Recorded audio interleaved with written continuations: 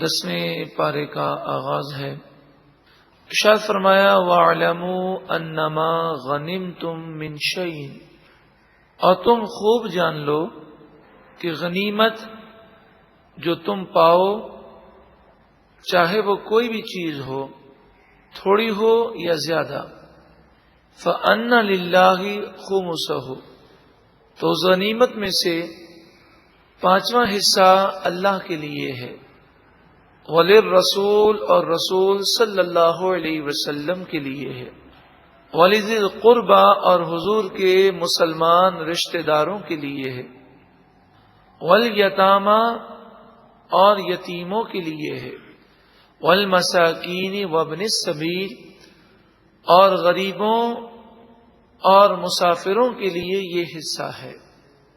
ان کنتم آمنتم باللہ، اگر تم اللہ پر ایمان رکھتے ہو، وما انزلنا علی عبدنا، اور اس کلام پر ایمان رکھتے ہو جو ہم نے نازل کیا اپنے بندے پر، یوم الفرقان، یوم فرقان یعنی غزوہ بدر کے موقع پر، یوم التقى الجمعان، جب دو لشکر آپس میں ٹکرائے، یعنی مسلمان اور کافروں کی جب جنگ ہوئی، واللہ علی کل شیء قدیر، اور اللہ ہر چاہت پر قادر ہے۔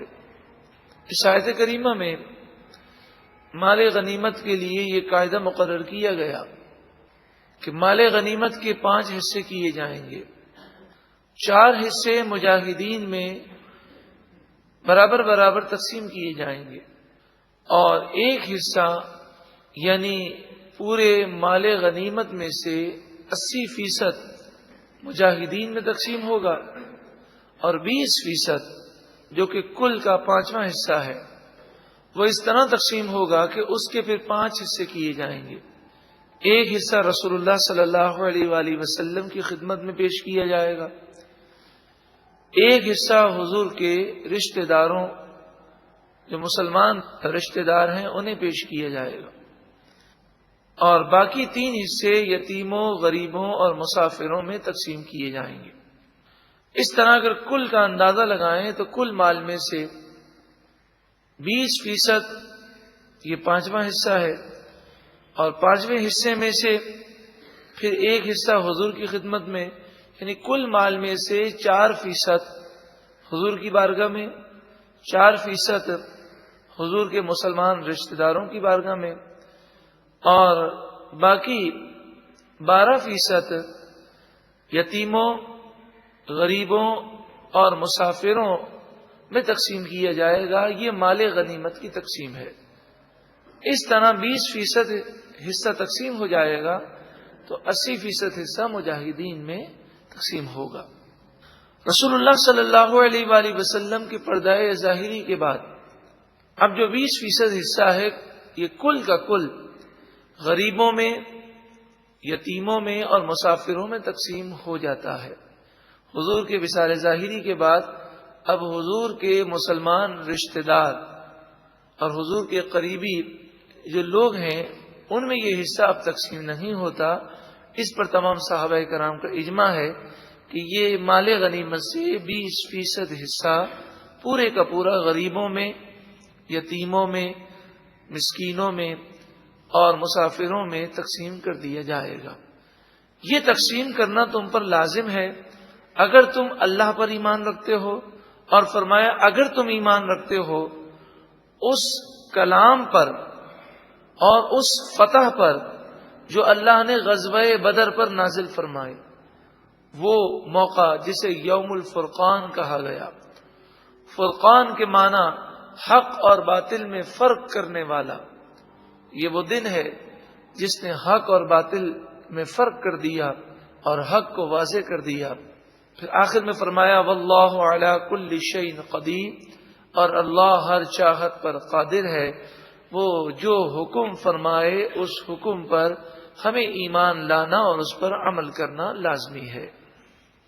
اب ارشاد فرمایا اذ انتم بالعدوۃ الدنیا، یاد کرو جب تم اے مسلمانوں میدان بدر کے اس کنارے پر تھے کہ جو مدینہ شریف سے قریب تھا.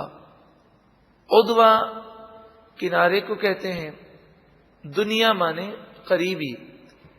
بالعدوۃ الدنیا، تو مدینے سے قریبی کنارے پر تھے. چونکہ مسلمان مدینہ شریف سے آئے تھے تو میدان بدر کا وہ حصہ جو مدینے کی طرف تھا وہاں پر مسلمانوں نے پڑاؤ کیا. وہم، اور وہ کافر، بالعدوۃ القصویٰ، مدینے سے پرلے کنارے، دور کے کنارے پر تھے. چونکہ کافر مکے سے آئے تھے تو وہ میدان بدر کے اس کنارے پر تھے کہ جو مدینے سے دور تھا اور مکے سے قریب تھا. وَالرَّكْبُ أَسْفَلَ مِنْكُمْ، اور قافلہ یعنی تجارتی قافلہ جو حضرت ابو سفیان کافروں کا لے کر شام سے مکے کی طرف آ رہے تھے، جن کے ساتھ 40 افراد تھے اور حضرت ابو سفیان ابھی ایمان نہیں لائے تھے. وَالرَّكْبُ، اور وہ تجارتی قافلہ، أَسْفَلَ مِنْكُمْ، تم سے نیچائی میں تھا.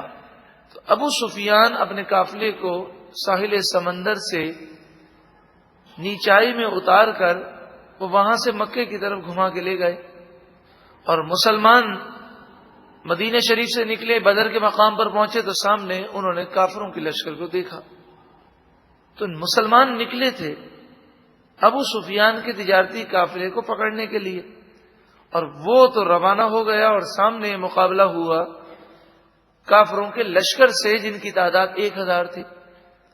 وَلَوْ تَوَاعَدْتُمْ، اور اگر تم آپس میں لڑائی کا کوئی معاہدہ کرتے، کوئی وعدہ کرتے کہ کافر کہتے کہ چلو ہم مقابلہ کرتے ہیں تم سے، اور تم اس کی کوئی تاریخ طے کرتے، تو کبھی بھی تم مقابلے کے لیے تیار نہ ہوتے، کیونکہ تم یہی خیال کرتے کہ مسلمان تو بڑے کمزور ہیں، کیسے مقابلہ کریں گے.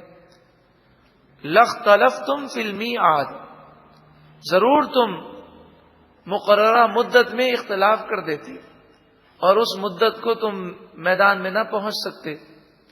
لیکن اللہ تعالی نے تمہاری لڑائی کروا دی اور تمہارا مقابلہ کروا دیا، اور اس طرح کافروں کو شکست ہوئی اور مسلمانوں کو غلبہ نصیب ہوا. وَلَٰكِن لِّيَقْضِيَ اللَّهُ أَمْرًا كَانَ مَفْعُولًا، جو کام ہونا ہوتا ہے اللہ تعالی اس کام کا فیصلہ فرما دیتا ہے. تو انسان بسا اوقات کسی چیز کو بڑا ہی ناپسند کرتا ہے. جیسے بعض مسلمانوں نے اسے بڑا ہی ناپسند کیا. ہمارے ذہن میں تو یہ تھا کہ ہم 40 کافروں کا مقابلہ کرنے جا رہے ہیں، اور وہ بھی تجارتی قافلہ ہے.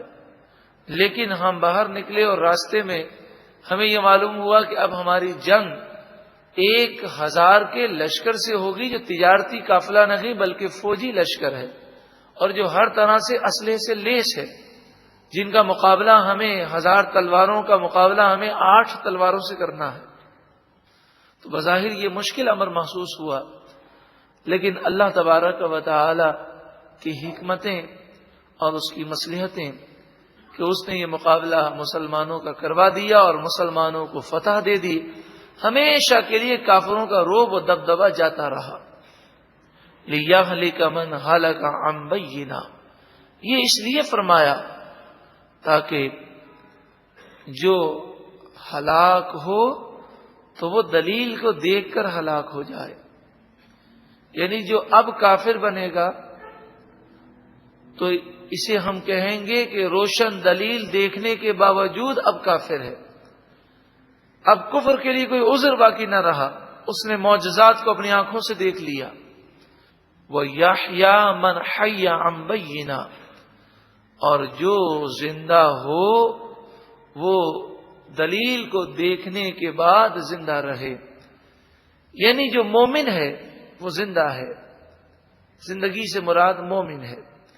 تو جو مومن ہے وہ ایمان کامل کے ساتھ مومن رہے، اس کا ایمان مضبوط رہے، کیونکہ اس نے فرشتوں کو اترتے ہوئے دیکھا.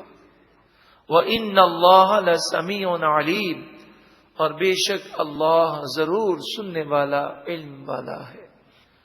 ان آیات کے تحت مفسرین ایک اشارہ فرماتے ہیں اور یہ نقطہ بیان کرتے ہیں، انسان بسا اوقات بہت کوشش کرتا ہے، لیکن اس کے باوجود بھی نہ چاہتے ہوئے بعض معاملات ہو جاتے ہیں۔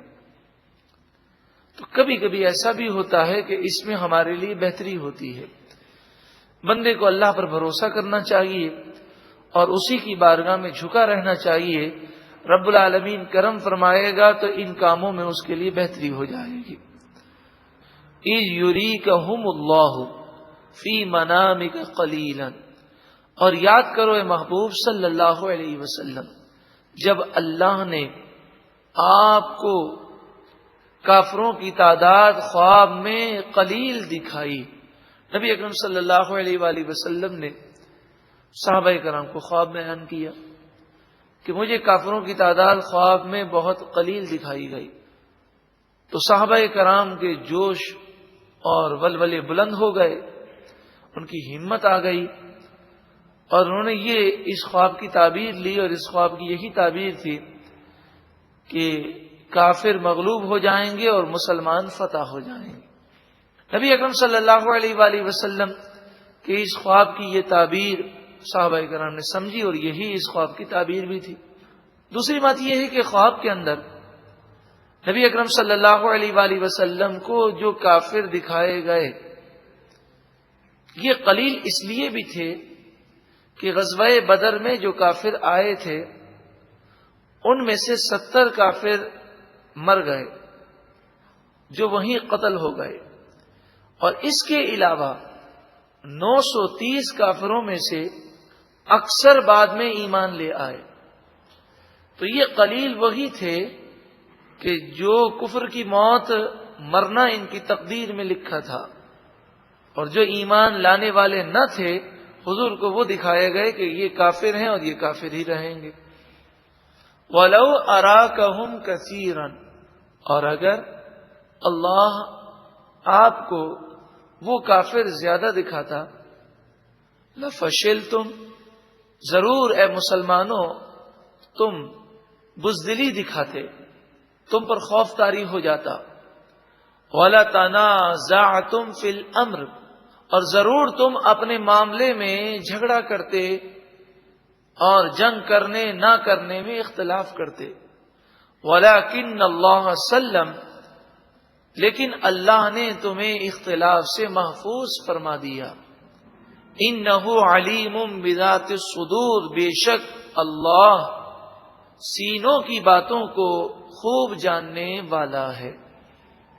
مفسرین بیان فرماتے ہیں اس سے مراد یہ بھی ہے کہ اگر مسلمان اختلاف بھی کرتے تو اس اختلاف کی کیفیات یہ نہ ہوتی کہ اللہ کے حکم کی نافرمانی کرنا، بلکہ اس اختلاف کی کیفیات یہ ہوتی کہ بہت بڑی تعداد اگر کافروں کی ہو اور مسلمانوں کی تعداد بہت کم ہو، اور خطرہ یہ ہو کہ اگر ہم جنگ کریں گے تو مسلمانوں کو یہ کافر مٹا دیں گے اور اس طرح اسلام مٹ جائے گا، تو پھر احتیاطی تدابیر اختیار کرنے کے لیے اللہ تعالیٰ نے اجازت عطا فرمائی ہے۔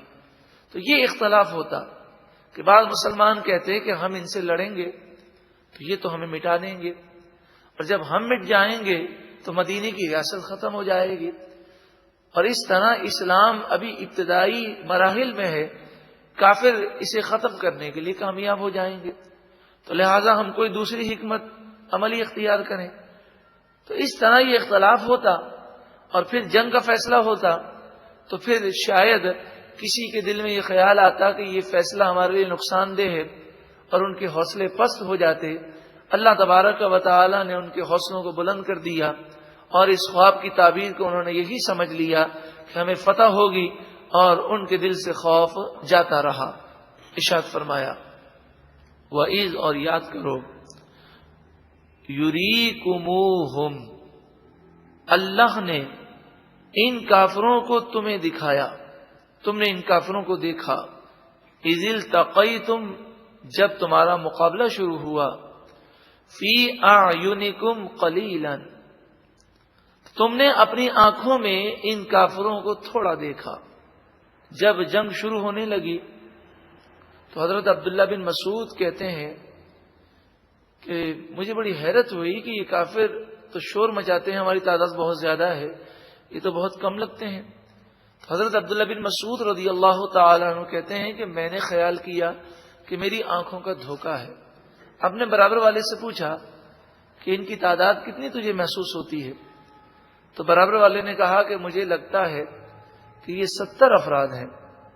تو حضرت عبداللہ بن مسعود نے کہا کہ مجھے بھی لگتا ہے کہ یہ 100 سے کم ہی ہوں گے، حالانکہ کافروں کی تعداد 1000 کے لگ بھگ تھی۔ اللہ تعالیٰ نے مسلمانوں میں ہمت پیدا فرمائی۔ جنگ کی ابتدا میں مسلمانوں کے لیے کافر بہت تھوڑے محسوس ہونے لگے، مسلمان یہ سمجھے کہ کافر بہت تھوڑے ہیں۔ وَيُقَلِّلُكُمْ فِي أَعْيُنِهِمْ، اور اللہ تعالیٰ نے ان کی آنکھوں میں تمہیں بھی تھوڑا کر دیا۔ تو جب جنگ شروع ہوئی تو کافر مسلمانوں کو 313 سے بھی کم سمجھنے لگے۔ یہ تو سمجھے 20-25 مسلمان ہیں، یہاں تک کہ ابو جہل نے کہا کہ بڑی باتیں کرتے ہیں کہ ہم کفر سے جنگ کریں گے، اتنے تھوڑے سے ہیں، ہم تو جنگ کی ابتدا کرتے ہی ان کو رسیوں سے باندھ کر مکے لے جائیں گے اور لوگوں کو بتائیں گے کہ ہمارے تجارتی قافلے پر حملہ کرنے کے لیے یہ لوگ آئے تھے، دیکھیں ہم نے ان کو گرفتار کر لیا۔ تو وہ یہ خیال کر رہے تھے کہ جنگ کی تو نوبت ہی نہیں آئے گی، ہم مسلمانوں کو ابھی 20-25 مسلمان ہیں، ان کو رسیوں سے باندھ کر لے جائیں گے۔ اللہ تعالیٰ نے یہ ابتدا میں ایسا اس لیے فرمایا کہ کافر کہیں جنگ سے بھاگ نہ جائیں، تو انہوں نے جنگ شروع کر دی، اور جب جنگ اپنے عروج پر آئی تو مسلمانوں کی تعداد ان کی نگاہوں میں 3000 ہو گئی۔ اب یہ خیال کرنے لگے کہ مسلمان تو ہم سے 3 گنا زیادہ ہیں، اور انہوں نے یہ خیال کیا کہ مسلمان اس کو کہیں چھپے ہوئے تھے اور اب ہمارے سامنے بہت سارے آ گئے ہیں۔ اور بعض مفسرین نے فرمایا کہ ان کی نگاہوں میں مسلمان بھی 3000 ہو گئے، اور پھر جب فرشتے اترے، فرشتوں کی ترتیب یہ تھی کہ پہلے 1000 فرشتے انسانی شکل میں اترے، پھر وہ تعداد بڑھتے بڑھتے 3000 ہوئے، پھر بڑھتے بڑھتے 5000 ہو گئی۔